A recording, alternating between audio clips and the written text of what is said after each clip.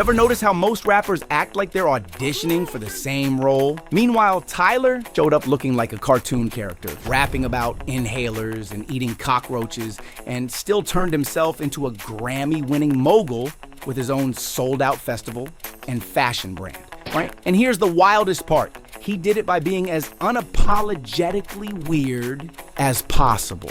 Not by copying the game, but by glitching it. So the real question is, what if the very thing you're hiding about yourself is actually your ticket to standing out, making money, and building your own world?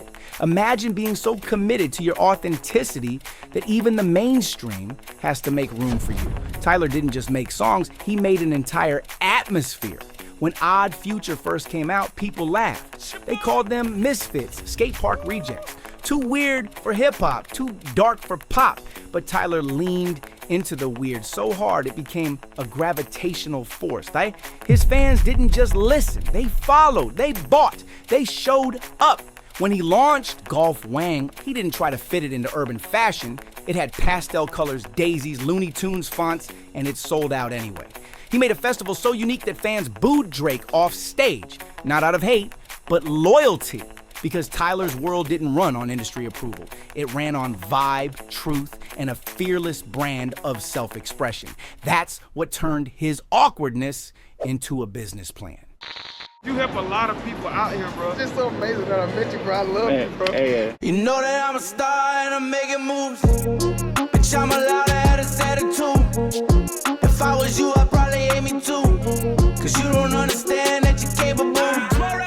Gang. So here's the part that matters to you, because this ain't just a Tyler fanboy session. This is a blueprint. Every artist wants fans, sales, recognition, but most are too busy imitating what already exists to create anything original. Tyler showed that when you double down on what makes you different, you attract people who aren't just consumers. They become your community. Instead of polishing away your quirks, highlight them. Instead of hiding your anime obsession, your spiritual side, your lisp, your awkward laugh, center it. That's how you become magnetic.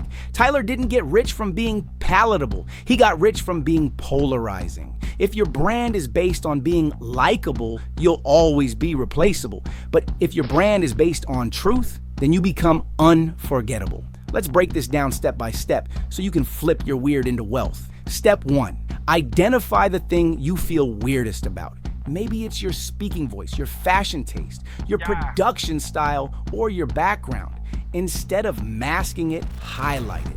Step 2, build content around that identity. Tyler built Golf Wang off his chaotic, colorful taste. You could build visuals, merch, or stories around your own vibe. Step 3, stop chasing cosigns and build your own gravity. Tyler didn't wait for the big platforms to accept him. He built his own festival. You can start by creating your own mini movement, discords, pop-up shows, weird challenges on social. Step 4, craft a world, not just a song. Tyler fans buy into the mood, the aesthetic, the personality. His music is just the gateway drug. Think about how you can make your audience feel like they're stepping into something they can belong to. Today's word of the day is word of the motherfucking day. Empirical. God, I have a master's degree. Why am I talking like this? Empirical. Empirical, derived from experience, observation, or experiment. Okay, you good. Thank you so much. You did a great job. Because that's what gets people to stay, support, and spread the word. And finally, own it so loud they have no choice but to hear you. Don't whisper your difference, shout it like it's a flex. So here's a real example.